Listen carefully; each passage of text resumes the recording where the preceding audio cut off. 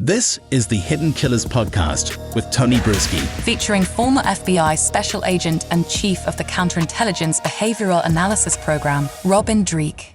There's so many interesting things on Murdaugh today that I kind of realized when ran through the numbers of the financial crimes charges that same thing he has faced and he's admitted guilt to. At the end of the day, when you break this all down, he's likely to get about 22 to 23 years total. All said and done. The question I had for a while was, okay, there's still another 100 charges. Well, guess what? They all get dismissed as part of this plea deal. There are no more 100 charges. So the only other charge as of right now, knowing Alec Murdaugh, I wouldn't be surprised if other things did pop up at some point in time. But as of right now, it's the murder charges, which we are now looking at very seriously. If he goes back to trial, he could be acquitted on. And everything has kind of been leaning in the middle of maybe there'll be a new trial, maybe there won't, depending on what the jurors say. But now you add this one into it. It certainly leans in Murdaugh's favor. And if he were to be acquitted and have that whole life sentence wiped out, you're talking about Murdaugh being free in about 22 to 23 years. This is the man everybody said, oh, he'll rot in jail no matter what. I think he knew all along that this is how it was going to settle out. And that's a reason for some of his confidence in prison. Yeah, and also, I don't think that includes possibility of parole. So he actually has parole possibility as well. Yeah. And for anyone listening right now, if you ever have a family, loved one, there's someone you care about that does something really heinous, these are the two lawyers you want on your side. It's a big ad for Jim and Dick. Yeah. This is when I was reading this, I read the same things you're reading today, Tony, in preparation for this great conversation, and I was flabbergasted.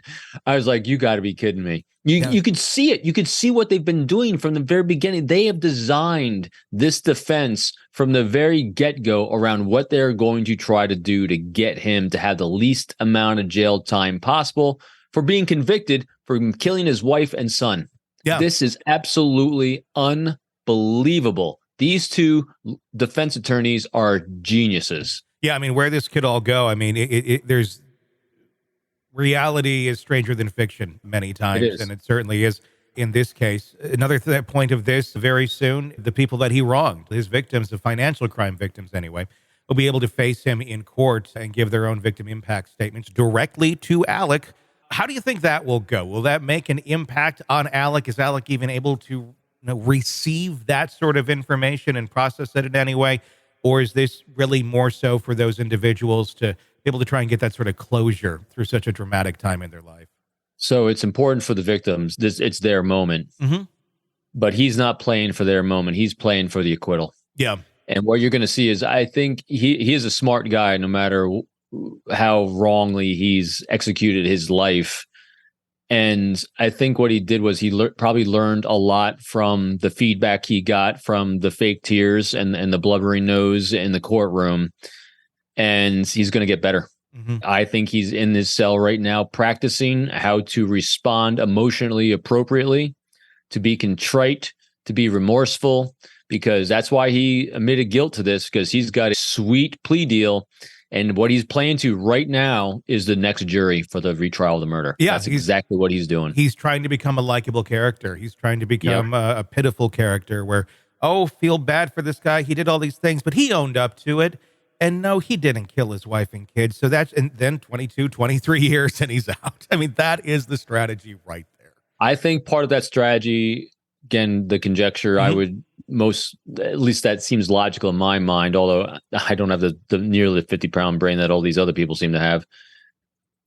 He's going to blame a lot on drug addiction, I would imagine. Yeah. Because when you're not in your right mind because of that, and you can show contrition and turning a new leaf over at this point, and you combine that with, retrial on, if it happens, a retrial on the murder charges, that is an arc that a jury can emotionally attach to, especially if it's in the area that knows him well on a positive way, in a positive side. So I can't believe what we're witnessing. It's pretty remarkable. Every day, something new, something extreme. And this one dropping today, it was just, what next? If you ever wonder what defense attorneys are paid to do, this is it. Sick of the ads? We are too. Start listening with no commercials now and get access to all of our episodes in advance of everyone else. Become a True Crime Today Premium Plus subscriber on Apple Podcasts. Search True Crime Today Premium Plus on Apple Podcasts or go to our podcast page and sign up now. True Crime Today Premium Plus. Sign up now.